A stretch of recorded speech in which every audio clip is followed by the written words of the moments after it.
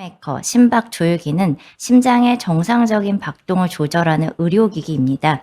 주로 심장이 너무 느리게 뛰거나 불규칙하게 뛰는 경우 이를 교정하기 위해서 사용된다고 되어 있고, 그래서 심박 조율기는 전극을 통해 심장 신호를 심장을 수축을 유도하고 정상적인 심박수를 유지하도록 돕습니다라고 얘기를 했는데, 설치 방법은 간단한 수술이라고 하는데 간단하진 않고 수술도 아니고 시술이어서 조금 더 AI가 보충될 부분이 있어야 될 것 같고요. 너무 이 말은 길어서 제가 딱 한 문장으로 정리하면, 증상이 있는 섬액을 치료하기 위한 인공적인 심박동 발생 장치라고 저희가 말씀을 드리고 있습니다. 그러면 도대체 어떤 환자들에게서 저희가 이런 페이스메이커를 넣을지, 제가 말씀드리는 페이스메이커 급여 기준은 퍼머넌트, 제가 시술하고 있는 영구형 페이스메이커에 대한 기준입니다. 그래서 저희가 대한부정맥학회라고 들어가면 전문가 자료실, 여기 다 접근이 가능하고요. 보험 기준을 보시면 ICD, 페이스메이커, CRT 급여 기준이 있고요. 클릭해 보시면 엄청 길게 나와 있는데, 크게 조건이 사이너스 노드 디스펑션이나 AV 노드 블럭, 그다음에 바이파시큘러 블럭, 롱큐티, 원인 불명의 실신 이렇게 있고, 그 밑에 세부 사항이 되게 많이 나와 있거든요. 혹시 필요하시면 가서 읽어보시면 좋을 것 같고요. 저희가 보통 알고 있는 1, 2번에 대해서 제가 조금 더 말씀드리겠습니다. 간단하게 영구형 심박동기를 넣는 인디케이션은 환자의 증상, 그다음에 도큐멘트된 ECG가 중요합니다. 브라디카디아가 있어요. 하트레이트가 35회라고 왔는데 막상 심전도를 찍어봤더니 하트레이트가 50회예요. 그러면은 조금 다를 수 있고, 이래서 저희가 도큐멘트된 심전도와 그다음에 심텀이 중요한데요. 브라디카디아, 섬액을 일으키는 원인은 1번. 저희가 심장은 정상적으로는 SA 노드에서 분당 60회에서 100회를 생성해야 되는데, 그것보다 느리게 SA 노드의 기능이 떨어진, 그러니까 포메이션, 잘 생성이 안 되는 병이 있을 거고요. 저희가 그건 사이너스 브라디카디아, 사이너스 포즈, 그다음에 사이너스 엑시트 블럭, 그다음에 타키카디아 브라디카디아 신드롬으로 크게 말씀을 드리는데, 이 심전도 플러스 심톰이 있다면 저희가 식사이너스 신드롬이라고 해서 퍼머넌트 페이스메이커 인서션을 하고 있습니다. 두 번째, 정상적으로는 잘 SA 노드에서 분당 60회에서 100회 잘 만들어내지만, 그것을 전달하는 시스템에 문제가 생기는 컨덕션 디스오더 때문에 섬액이 생기는 경우를 들 수 있습니다. 그래서 제일 중요한 건 실은 AB 노드가 제일 중요하기 때문에 저희가 AB 블럭을 특히 잘 말하고 있고요. AB 블럭은 잘 아시겠지만 1도, 2도, 3도로 나눌 수 있고요. 박동기기의 인디케이션 2도의 타입 2, 그 다음에 3도 AB 블럭일 때 저희가 퍼머넌트 페이스메이커를 넣고 있습니다. 페이스메이커는 제가 방금 말씀드렸듯이 인디케이션은 제 인디케이션 주로 얘기했고요. 페이스메이커의 종류는 응급의학과에서도 많이 쓰고 있는 템포럴 페이스메이커가 있을 거고요. 아니면 좀 전에 말했던 퍼머넌트 페이스메이커가 있을 것 같습니다. 템포럴 페이스메이커 같은 경우는 페이싱을 어디에 위치시켜서 하는지에 따라서 트랜스큐타니어스로 나눌 수 있고, 심장 안에 전기선을 직접 넣는 트랜스베너스 시스템이 있을 것입니다. 트랜스큐타니어스 같은 경우는 여기 사진에서 볼 수 있듯이 안테리오 라테랄로 붙일 수도 있고요. 아니면 안테리오 포스테리어로 붙일 수 있습니다. 트랜스베너스는 저희가 베인 시스템을 어세스해서 심장 안에다 직접 리드를 넣어서 작동을 시키는 거고요. 요 옆에 거는 제가 좀 전에 말씀드리고 좀 뒤에도 다시 말씀드릴 퍼머넌트 페이스메이커에 대한 그림입니다.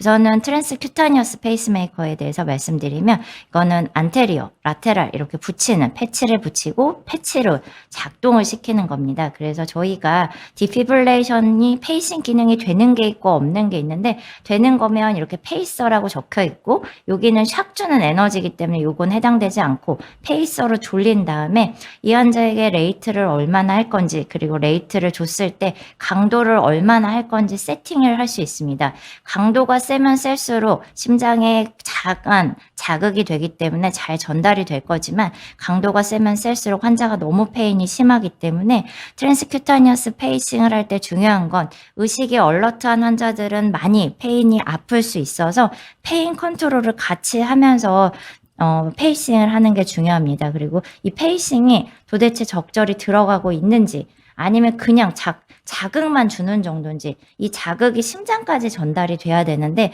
아무래도 겉에서 하기 때문에 전달되는 게 쉽지가 않거든요. 트랜스큐타니어스 페이싱을 하면 심전도가 다음과 같이 찍힙니다.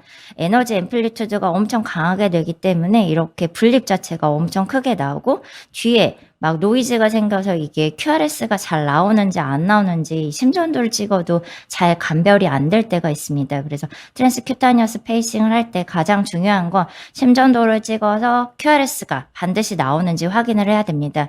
분립이 하나 나오면 그 분립과 분립 사이에 QRS가 반드시 있어야 되는데 QRS가 잘 확인이 안 된다, 못하겠다 하면은 A라인을 잡고 있으면 A라인의 웨이브가 이 페이싱 레이트랑 정확히 맞게 나오는지 확인을 하면 좋을 것 같고요. 만약에 큐타니어스 페이싱은 제대로 안 되는 경우가 많기 때문에 A라인 웨이브가 제대로 나오지 않는다. 그러면은 페이싱이 잘 작동을 하는 것 아니기 때문에 앞에서 말했던 이 페이싱 강도를 아웃풋을 훨씬 더 올려야지 그만큼 심장에 자극이 전달이 되겠습니다. 아니면 A라인 잡혀있지 않다라고 하면은 이 페모랄 아터리나 아니면 주글라 이쪽에 펄스를 잡아서 이 펄스가 페이싱대로 만져지는지 확인을 해서 트랜스큐타니어스 페이싱이 잘 되는지 안 되는지 그냥 저희가 그냥 붙여놓고 분립만 보이면 된다고 착각하는 경우가 되게 많거든요. 그래서 그거를 반드시 확인을 해주시면 좋을 것 같습니다. 두 번째로는 트랜스베너스로 어프로치 하는 경우인데요. 저희가 두 가지 방법으로 보통은 하는데 대퇴정맥을 이용하는 경우 아니면 경정맥을 이용하는 경우가 있고요. 대퇴정맥을 이용하는 경우에는 시술 중에 잠깐 필요시 사용하고요. 이거는 오래 가질 수 없고 그다음에 대퇴정맥이기 때문에 반드시 ABR하고 화장실도 못 가고 누워 있어야 되는 상황이고요. 경정맥을 이용하는 경우는 상대적으로 장기간 페이스메이커가 필요할 때 템포럴 페이스메이커가 장기간 필요할 때 저희가 보통 하고 ABR 필요 없이 거동도 가능한데 과도하게 움직이면 빠지는 수가 있기 때문에 그걸 좀 조심해야 되고 이렇게 페모랄 베인을 이용하거나 주글라 베인을 이용해서 어프로치를 하고 있고요. 대퇴정맥을 이용하는 경우는 밑에서 들어가기 때문에 템포럴 페이스메이커 리드가 이렇게 에이펙스에 들어가는 것을 볼 수 있고요. 그다음에 주글라 베인을 이용해서 하는 거는 C라인 잡듯이 라인을 잡고 그 사이로 페이스메이커 리드를 넣어서 이렇게 위치시키는 것을 볼 수 있어서 엑스를 찍어서 이렇게 위치도 저희가 확인을 하고 있습니다. 페이스메이커 리드가 조금 달라서 그거 잠깐 설명을 드리려고 갖고 왔는데요. 페모랄 어프로치용은 이렇게 스무스한 커브를 가지고 있고 주글라 어프로치용은 이렇게 어큐트하게 한번 꺾이는 커브를 가지고 있는 게 주글라로 어프로치를 하는 경우에는 간혹가다 RV 에이펙스에서 RV OT로 이게 페이스 메이커 자체의 리드가 튀는 경우가 있기 때문에 잘 잡아주려고 이렇게 앵글이 확실히 지어 있는 게 주글라 어프로치용입니다. 이렇게 리드가 있다면 리드에 커넥션을 연결해서 제너레이터를 있고요. 이 제너레이터에서 레이트 세팅, 그다음 앞에서 얘기했던 심장에 얼마나 자극을 줘서 페이싱을 할지 아웃풋을 세팅할 수 있는 이런 기계가 있어서 세팅을 해서 저희가 기계로 만져서 조절을 해야 됩니다. 그래서 트랜스베너스 페이싱 같은 경우 보시면 분립이 있고 반드시 뒤에 액티베이션이 있는데 큐타니어스 페이싱이랑 조금 다른 거 저희가 아웃풋을 조금 낮게 위치시킬 수 있기 때문에 인트라 심장 안에다 직접 자극을 주는 거라서 심장에 자극을 그렇게 세게 안 줘도 되기 때문에 분립 자체가 작을 수 있고요. 그리고 그 뒤에 나오는 이 QRS의 모양을 반드시 확인이 가능해서 만약에 분립이 나왔는데 QRS가 없다. 그러면 적정한 페이싱이 되고 있는 건 아니기 때문에 그럴 때는 이 아웃풋을 컨트롤해서 더 올려줘야 되고 그래도 안 된다. 그러면 엑스레이를 찍어서 위치가 저희가 처음에 위치시켰던 위치랑 다른 데 가 있는지는 아닌지 확인하는 것이 필요합니다. 퍼머넌트 페이스메이커 같은 경우는 요즘에 저희가 크게 두 종류를 넣고 있고요. 이렇게 선이 있는 페이스메이커를 저희가 컨벤셔널 페이스메이커라고 하고요. 선이 없이 리드 자체가 그냥 페이스메이커 완전 리드와 제너레이터 역할을 같이 하는 걸 리드레스 페이스메이커라고 해서 저희가 보통은 베인을 통해서 이렇게 연결하는 걸 컨벤셔널 페이스메이커, 그다음에 페모랄 베인을 통해서 밑에서 위로 올라가서 심장의 에이펙스에 이렇게 위치시키고 나오는 걸 리드레스 페이스메이커라고 하고요. 리드레스 페이스메이커 같은 경우는 벤트리클에 넣을 수도 있고 에이트리움에도 넣을 수 있는데 국내에 지금 도입되어 있는 건 벤트리클에만 넣을 수 있는 리드레스 페이스메이커가 있어서 국내에서는 벤트리클용만 아직까지는 사용하고 있습니다. 컨벤셔널 페이스메이커는 크기가 이 정도 되고 그리고 이게 제너레이터고 리드가 있고요. 리드레스 페이스메이커는 저희가 저희가 비타민 복용하는 것처럼 되게 작은 이렇게 마이크라라고 하는 거, 이거는 회사 이름이긴 한데 거의 손톱 한 마디에서 한 마디 반 정도 크기가 작아서 많이 요즘에는 쓰고 있는데 비용적인, 아직 보험적으로 비용적인 문제가 있어서 뭐 반드시 모든 환자들에게 쓰지 않고 필요할 때 환자에게 설명하고 비용적인 측면도 설명하고 페이스메이커를 인서션하고 있습니다. 그래서 퍼머넌트 페이스메이커를 인서션하면 이렇게 분립이 작게, 왜냐면 안에서 바이폴라 페이싱을 하기 때문에 상대적으로 저희가 분립이 작게 보이고 분립 뒤에 반드시 QRS 액티베이션이 보여야 돼서 이렇게 페이스메이커를 넣고 있습니다. 이렇게 페이스메이커 종류를 살펴봤고요. 그럼 증례를 통해서 어떤 경우에 페이스메이커를 넣는지 확인을 해보도록 하겠습니다. 1번 제가 말씀드렸던 포메이션 디스오더에 대해서 말씀드리도록 하겠습니다. 생성이 잘 안 되는 병. 케이스 1번입니다. 58세 남자 환자고 심전도가 이상해요 라고 왔지만 환자한테 물어봤을 때는 특별히 증상은 없다고 하셨습니다. 이 심전도 한 장이 1분 내, 저희가 하트레이트는 1분에 심장이 몇 번 뛰는지고 이 심전도 한 장은 10초기 때문에 이 10초 동안 QRS가 몇 번 뛰는지 센 다음에 곱하기 6을 하면 하트레이트가 나오고 하나, 둘, 셋, 넷, 다여, 일곱, 여덟 10초에 8번이 뛰기 때문에 1분이면 6을 곱해서 48회. 그럼 저희가 이거는 조금 브라디카디아 섬액이 있는 거 아니야 라고 생각할 수 있는데 뭐 RR 인터벌은 일정하고 PQRS는 1대1로 잘 컨덕션 됩니다. 이건 사이너스 브라디카디아인데 하트레이트가 48회 정도 났고 매니지먼트는 환자가 따로 섬액에 대한 증상이 없기 때문에 경과 관찰 가능합니다. 그러면 도대체 환자의 증상이 애매하다라고 하면 저희가 뭘로 기준을 하냐라고 했을 때 각성 상태에서 하트레이트가 사이너스 브라디카디아로 하트레이트가 40회 미만이면 퍼머넌트 페이스메이커 인서션을 고려할 수도 있다, 고려해도 된다고 급여 기준은 돼서 각성 상태의 40회, 하트레이트 40회로 저는 기준을 삼고 있습니다. 케이스 두 번째 62세 여자 환자고요. 따로 먹는 약은 없는데 숨이 차고 어지럽다고 제 외래에 왔습니다.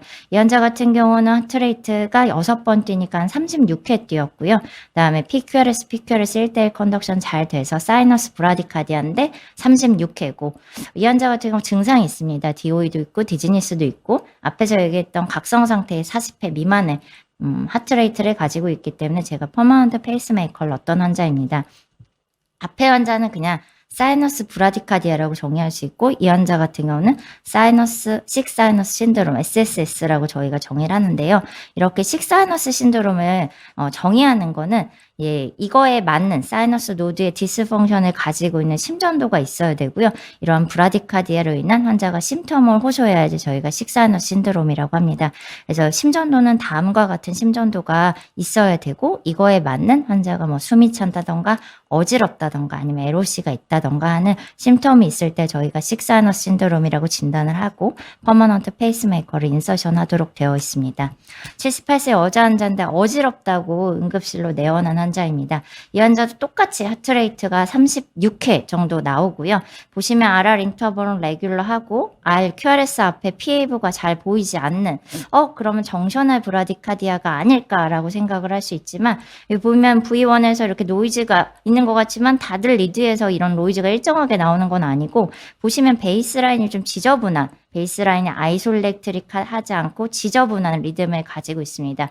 이런 경우에는 저희가 APB의 컴플리트 AB 블럭이 있을 경우 이렇게 PAV가 보이진 않고 APB의 정의가 RR 인터벌이 일레귤러하고 데피니트한 PAV가 보이지 않고 아이솔렉트릭한 베이스라인이 아니라 피브릴레토리 베이스라인을 가진 그 세 가지 조건인데 일레귤러가 깨졌다. 그럼 AB 노드가 완전히 블럭된 거기 때문에 저희가 AP 컴플리트 AB 블럭이라고 합니다. 이 환자 같은 경우는 QRS 뒤쪽에 ST 세그멘트를 보면은 전형적으로 저희가 디곡신을 복용하고 있는 디곡신 톡시시티는 이런 브라디카디아를 일으킨 거고 디곡신 이펙트로 이렇게 스쿤 모양처럼 나오는 것을 볼 수 있기 때문에 이분의 환자의 메디케이션을 조사해서 메디케이션을 스탑했고요. 디곡신을 복용했던 환자이기 때문에 디곡신 워시아웃이 72시간 정도 지속되기 때문에 그 시간 동안 템포럴 페이스메이커를 넣었던 환자입니다. 환자 히스토리를 조금 더 자세히 들려드리면 환자는 어지러워졌고 저희 병원에서 약을 복용 중이셨고요. 보시면 프로프랄론과 디곡신을 먹고 있었고 랩에서 요즘엔 디곡신 레벨을 잘 나가진 않고 있는데요. 레벨이 살짝 오른 것을 볼 수 있어서 베타블로커랑 디곡신을 끊고 퇴원할 때 보시면 APIP 레이트는 괜찮고 컴플리트 AB 블록도 좋아진 걸 볼 수 있어서 이대로 퇴원해서 템포럴 페이스메이커 약제 중단하고 좋아졌던 환자인 케이스입니다. 케이스 4번 71세 남자 환자고 제너럴 위크니스를 주소로 내원했습니다. 이 환자 같은 경우도 똑같이 하트레이트는 한 36회 정도 나오고 있고요. 이분 같은 경우도 QRS 앞에 데피니트하게 PAV가 보이진 않고 RR 인터벌은 레귤러하고 보시면 전체적으로 아이소일렉트릭한 베이스라인을 가지고 있어서 앞에 심전도랑 다른 이분은 정셔널 브라디카디아였습니다. 이분의 매니지먼트는 실은 응급투석을 했는데요. 이것에 대해서 뒤에서 말씀드리면 이 환자 같은 경우는 요양병원에 지내고 일주일 전부터 제너럴 위크니스, 내원 하루 전부터는 노지아 보미팅을 주소로 내원했고요. 예전에 스테이지 4에 CKD가 있던 환자고 바이탈은 괜찮았습니다.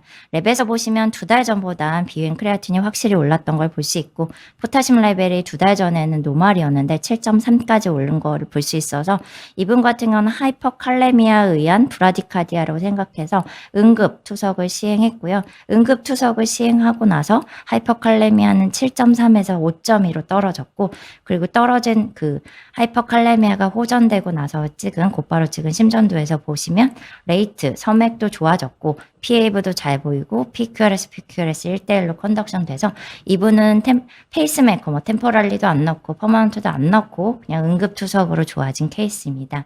하이퍼칼레미아의 심전도가 진짜 다이나믹한데요. 하이퍼칼레미아 같은 경우는 톨티 많이 들어보셨을 텐데 저희가 알고 있는 노말 베리언트 톨티랑은 조금 다릅니다. 톨티의 기준은 실은 정확히 나와 있지는 않지만 프리코디알 리드에서 1cm, 그러니까 이 두 칸이죠. 1cm 이상이거나 립리드에서 0.5cm 이상의 TAV가 보이는 경우에는 저희가 톨티라고 하는데 노말 베리언트 톨티는 상대적으로 비대칭적이고 보통은 V1, 2, 3에서 이렇게 TAV, 톨티AV가 보여지는 경우가 많은데 하이퍼칼레미아의 톨티 같은 경우는 텐트 모양처럼 이렇게 데칼코마인처럼 끝이 뾰족하고 두 개를 접으면 딱 일치하는 이런 경우를 저희가 하이퍼칼레미아 톨티라고 볼 수 있어서 이런 TAV를 가지고 있다라고 하면은 이분의 포타슘 레벨을 빨리 봐야겠다라는 생각을 하시면 좋을 것 같습니다.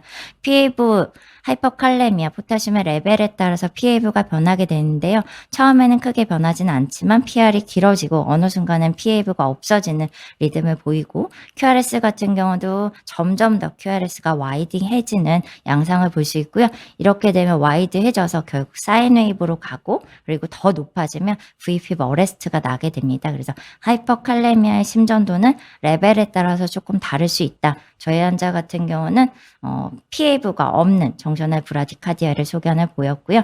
이런 경우 응급 투석을 해서 금방 좋아진 케이스가 됩니다. 두 번째 같은 경우 이제 저희가 포메이션 디스오더의 케이스를 봤으면 두 번째는 이제 컨덕션, 전달 자체에 문제가 있는 컨덕션 디스오더의 환자들을 보겠습니다. AB 블럭을 위주로 볼 거고요. 20세 남자 환자고 비정상적인 심전도로 제외래에 내원했고 증상은 따로 없었습니다. 환자는 얼핏 봐도 브라디카디아는 소견은 보이진 않았지만 PR 인터벌이 상대적으로 엄청 길어진 양상을 볼 수 있습니다.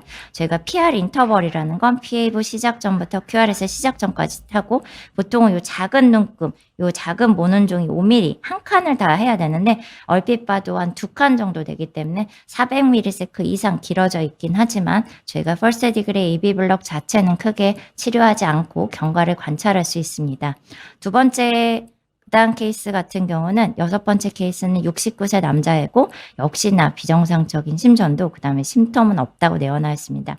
이 환자 같은 경우는 PQRS, PQRS, PQRS, PQRS 보시고 PAV의 QRS가 블럭이 된 걸 볼 수 있습니다. 하지만 PAV, PR 인터벌이 보시면 점점 더 늘었다가 블럭이 되는 이런 경우를 저희가 세컨 디그리 AB 블럭, 모비츠 타입 1이라고 하고 타입 1도 크게 치료 필요 없이 경과를 관찰할 수 있고요. 혹시나 이 환자가 노드가 혹시 블럭이 되거나 노드를 느리게 할 수 있는 약대를 먹고 있다라고 하면은 그 약은 조금 더 조정을 해주는 것이 좋을 것 같습니다. 60세 남자 환자고 비정상적인 심전도를 가지고 왔는데 이분은 어지러운 증상이 있습니다. 이 환자도 앞에 환자랑 똑같이 PQRS, PQRS, PQRS가 잘 나오다가 PAV 다음에 QRS가 없는 블럭되는 현상을 볼 수 있는데 앞에랑 다른 거는 PR 인터벌이 일정하다가 블럭이 되는 양상이 있어서 저희가 이런 경우는 세컨 디그리 AB 블럭 타입 2라고 할 수 있고요.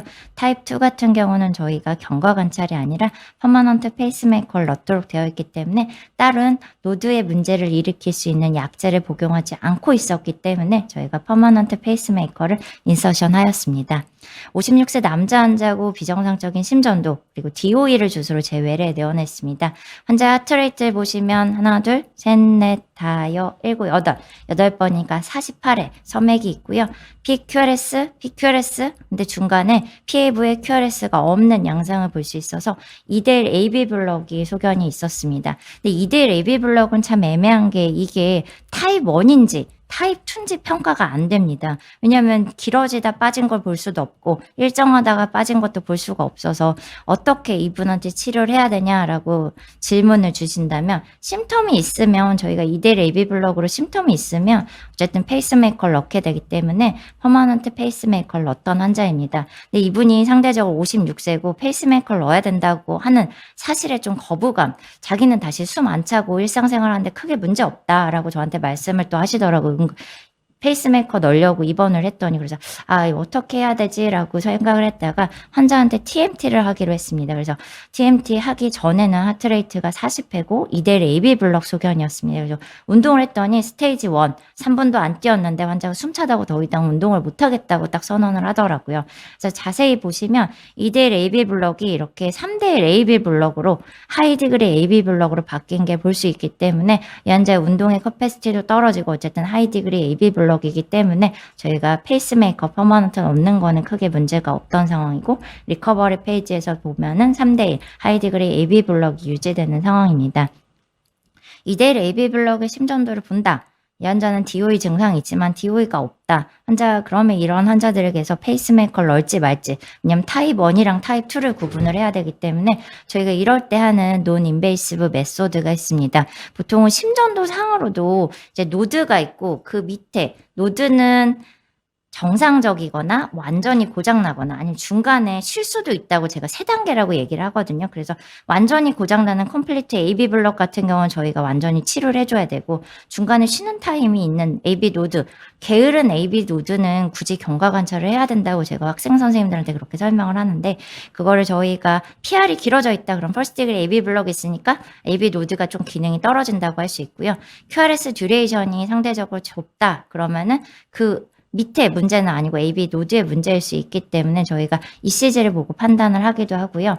AB 노드 밑에 히스가 닫혔다 그럼 저희가 모비스 타입 2라고 하는데 히스라는 애는 정상적이거나 고장나거나 딱 2가지 상황밖에 없습니다. 그래서 히스가 문제가 있다 그러면 그거는 고장나기 때문에 저희가 페이스메이커를 넣어서 교정을 해줘야 되고요. 이 심전도만으로는 감별이 100% 내진 못하고요. 저희가 이럴 때는 컨덕션 디펙트가 어디 타입 1인지 타입 2 어디에 있는지를 디퍼런셜 할 수 있습니다. 그래서 레이트를 빠르게 해주는 아트로핀이나 엑서사이즈를 시킬 때 SA 노드에서 더 많이 레이트를 방출시켰을 때 기능이 어떻게 되는지 고장난 애는 완전히 고장나 버립니다. 그래서 우리 환자처럼 2대1 AB 블럭이 하이 디그리 AB 블럭으로 더 악화되기 때문에 이럴 땐 저희가 페이스메이커를 넣어야 되고 AB 노드 자체가 고장난 게 완전히 고장난 게 아니면 컨덕션 자체가 좋아지기 때문에 2대1 AB 블럭이 1대1로 되기 때문에 이런 경우에는 경과를 관찰해도 되고요.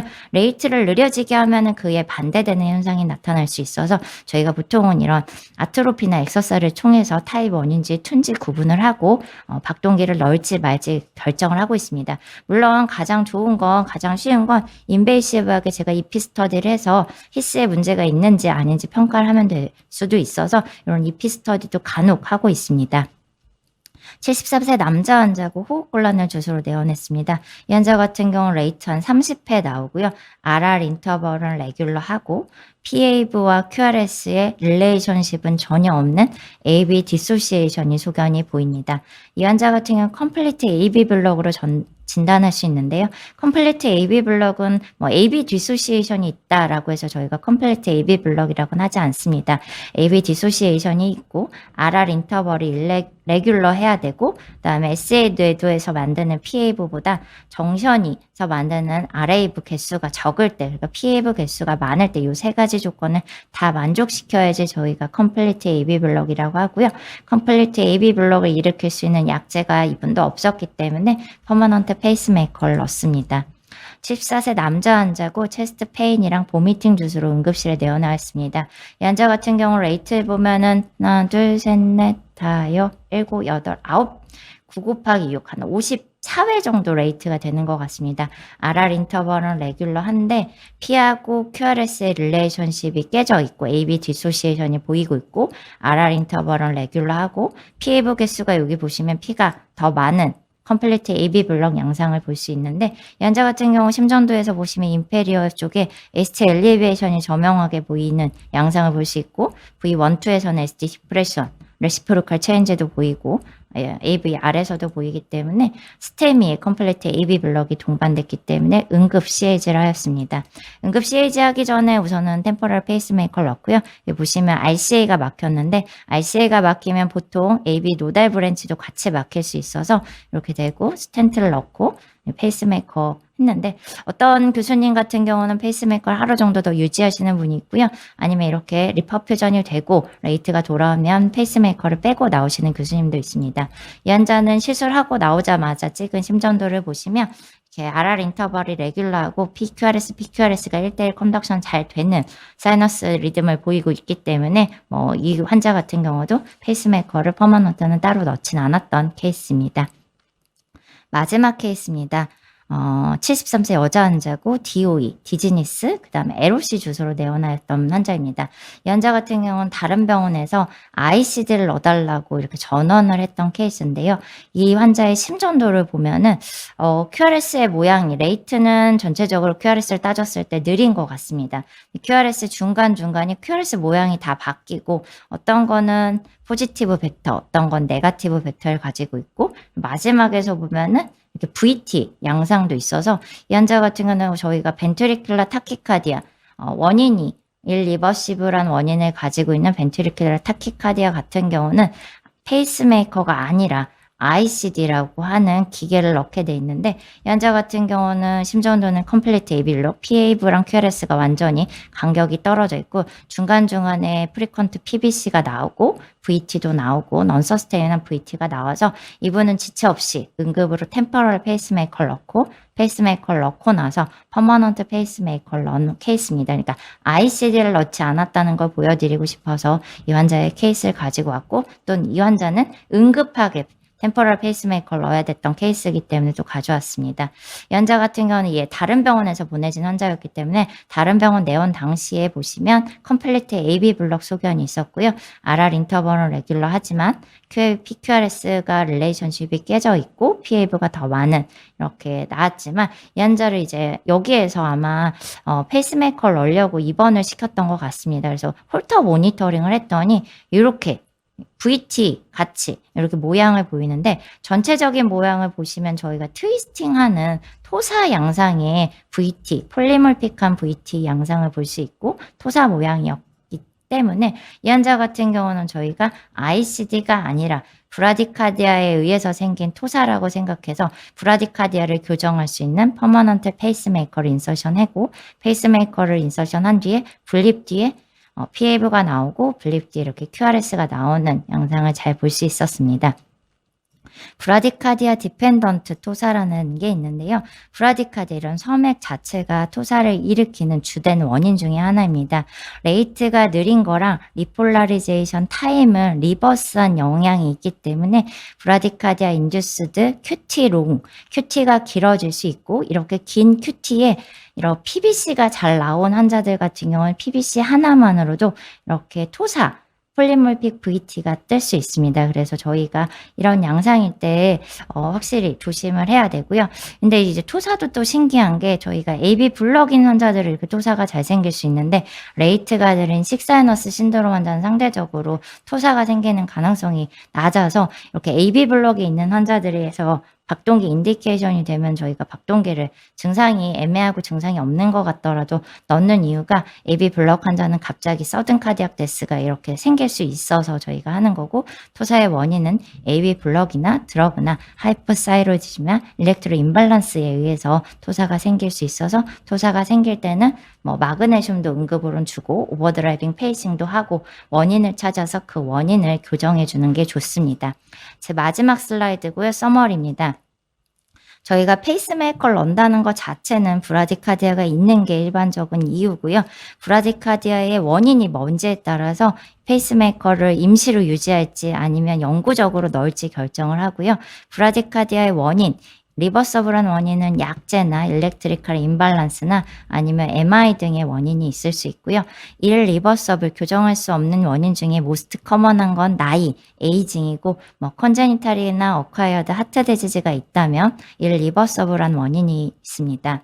템포럴 페이스메이커는 접근하는 거에 따라서 저희가 어프로치를 트랜스큐타니어스로 할 수도 있고 트랜스베너스 어프로치를 할 수 있고요. 보통은 템퍼럴리 페이스메이커는 퍼머넌트 페이스메이커를 넣기 바로 직전에 뭐 응급으로 퍼머넌트 페이스메이커를 저희가 일반적으로 넣지는 않으니까 인펙션의 위험 때문에, 그래서 전에 넣거나 아니면 리버서블한 원인, 약제를 복용하고 있다 아니면 뭐 따로 뭐 MI나 이런 리버서블한 원인이 있다면 일시적으로 템퍼럴 페이스메이커를 넣게 돼 있고요. 퍼머넌트 페이스메이커 같은 경우는 일리버서블 원인, 그래서 SA 노드에 문제가 있는 SA 노드 디스펑션이 있는 심전도 플러스 심톰이 있는 식사이너 신드롬이나 아니면 AB 블럭인 경우에는 AB 블럭일 때 타입 2, 그다음에 심토마틱한 이델 AB 블럭 아니면 하이 디그리 AB 블럭 아니면 컴플리트 AB 블럭 등에서 저희가 페이스메이커를 넣고 있고요. 기타 뭐 원인 불명의 실심, 뭐 롱큐티 뭐 이런 때 저희가 넣고 있어서 3번은 자세하게는 얘기 안 했고 기타로 적었습니다. 제 발표는 여기까지고요. 혹시 발표에서 뭔가 더 궁금하시거나 뭐 이런 거 있으면 제 메일을 적는다는 게 메일을 좀 적어 드릴 테니까 그쪽으로 보내주시면 감사하겠습니다. 이상입니다.